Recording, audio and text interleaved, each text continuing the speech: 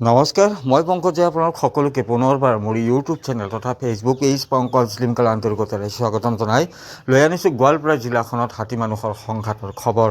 তো সবিশেষ তথ্য জানিবলৈ চাই থাকক সম্পূৰ্ণ ভিডিঅ'টো। এতিয়া গোৱালপাৰা জিলাত হাতী আৰু মানুহৰ সংঘাতে অস্থিৰ কৰি তুলিছে স্বাভাৱিক জনজীৱন।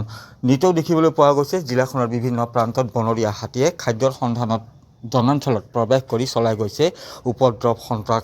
আৰু তেনে প্ৰেক্ষাপটত দেখিবলৈ পোৱা গ'ল যোৱা নিশা গোৱালপাৰা জিলাৰ ৰংজিলা আৰক্ষী থানাৰ অন্তৰ্গত দচিমাপাৰাৰ দুটা পৰিয়াল আৰু চৰ্দাৰপাৰাৰ তিনিটাকৈ পৰিয়ালৰ বৰ্ণহস্তীয়ে উপদ্ৰৱ চলায় আৰু ভঁৰালৰ ধানসমূহ খাদ্য শিলং কৰে। ইয়াৰ লগে লগে বাসগৃহ ভাঙিও লণ্ডভণ্ড কৰিছে। স্ক্ৰীণত আপোনালোকে দেখি আছে এনেদৰে কেইবাটাও দুখীয়া পৰিয়ালৰ বাসগৃহ এনেদৰে ভাঙি লণ্ডভণ্ড কৰিছে আৰু তেওঁলোকৰ যি ভঁৰালৰ যি ধান সেই ধান খাই তহিলং কৰিছে, বিনষ্ট কৰি পেলা পৰিলক্ষিত হৈছে। আৰু একেনিশাই এনেদৰে ৰংজিলা আৰক্ষী থানাৰ অন্তৰ্গত দুখনকৈ গাঁৱৰ 5টা পৰিয়ালৰ 2টা বনৰীয়া হাতীয়ে বিস্তৰ ক্ষতি সাধন কৰে। দচিমাপাৰাৰ নৃপেন ৰায় আৰু বনমালী ৰায় আৰু ইয়াৰ বিপৰীতে চৰ্দাৰপাৰাৰ দীপাংকৰ ৰাভা, প্ৰবীণ ৰাভা আৰু প্ৰদীপ ৰায়ৰ ঘৰত উপদ্ৰৱ চলায় বনৰীয়া হাতীৰ দুটাই। আৰু এনেদৰে হাতীৰ জাকটোৱে দুখীয়া পৰিয়ালৰ কেইটাৰ ভঁৰালৰ ধান খাই নিশেষ কৰাৰ লগতে ঘৰৰ দুৱাৰো বিস্তৰ ক্ষতি সাধন কৰিছে। আপোনালোকে স্ক্ৰীণত প্ৰত্যক্ষ কৰি আছে দৃশ্যাংশসমূহ। মন্তব্য আছে, সেই মন্তব্য আপোনালোকক শুনাম, কিন্তু তাৰ পূৰ্বে দেখুৱাই লৈছোঁ দৃশ্যাংশসমূহ কিদৰে জিলাখনত উদ্বেগজনকভাৱে বৃদ্ধি পাইছে বনৰীয়া হাতী আৰু মানুহৰ সংঘাত। এতিয়া খাদ্যৰ সন্ধানত বনাঞ্চলেদি জনাঞ্চলত প্ৰৱেশ কৰি বনৰীয়া হাতীয়ে এইদৰে জনাঞ্চলত চলাই গৈছে নিৰ্বিঘ্নে ধ্বংস কাৰ্য।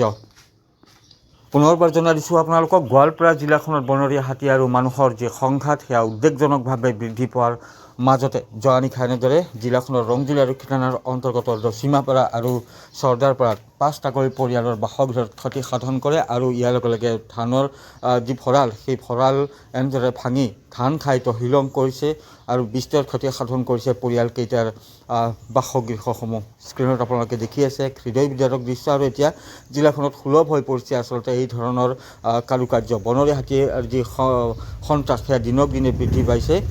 জিলাখনত এনেদৰে বিস্তৰ ক্ষতি সাধন কৰাটো পৰিলক্ষিত হৈছে জিলাখনৰ ৰংজিলা আৰক্ষী থানাৰ অন্তৰ্গত দচিমাপাৰা আৰু চৰ্দাৰপাৰা গাঁৱত।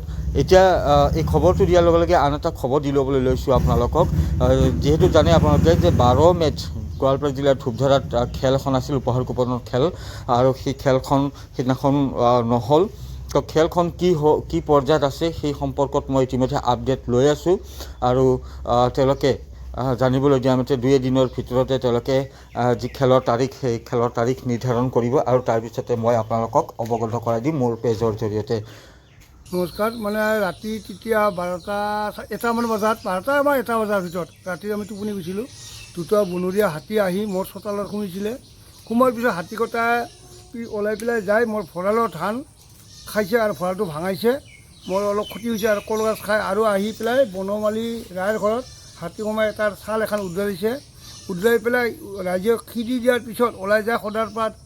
এই গিৰিঘৰ গম পালোঁ ইঞ্জি ৰাভাৰ ঘৰত, তাৰো বহুতো ধান খাওঁ বুলি মই গম পোৱা মতে আৰু কি বহুত ধান খাইছে বুলি শুনিছোঁ। কিমান ক্ষতি হৈছে মই দেখা নাই, নিজৰ ঘৰৰখিনিহে চামলি আছোঁ বৰ্তমান। এতিয়া হাতী আগতে আহিছিল নে এই অঞ্চলত? নাই, আগবাছে আহে, কিন্তু ইবাৰে মোৰ ঘৰ প্ৰথম সোমিলে আৰু ক্ষতি কৰিছে।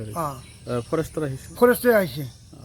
হাতী কেনেকৈ খেদিলে আপোনাৰ? হাতী মানে ৰাজ্যৰ মানুহ মই ফোন কৰি যোগাযোগ কৰিলোঁ, ৰাজ্যৰ মানুহ ওলাই আহি টৰ্চৰে মানে টিং কোবাই পেলাই ওলাই দিছে আৰু কি।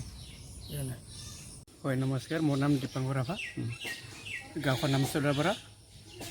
আমাৰ ইয়াতে মানে যোৱাকালি 2মান বজাত ইয়াতে বেছিকৈ নাই 3টা ঘৰত কৰিছে। বহু ক্ষতি কৰিছে। আপোনাৰ কি ক্ষতি হৈছে? ক্ষতি মানে ধান। কিমানমান ধান আছিল? ধান ইয়াতে 25 মোন মান আছিলে। 25 মোন ধান আছিল। ফৰেষ্টৰ মানুহ আহিছিল নে? ফৰেষ্টৰ মানুহ অহা নাই। কি ক'ব এই ক্ষতিপূৰণটোৰ কাৰণে কি ক'ব চৰকাৰক? চৰকাৰক মানে আৰু এতিয়া কিবা এটা যদি সহায় পাওঁ আৰু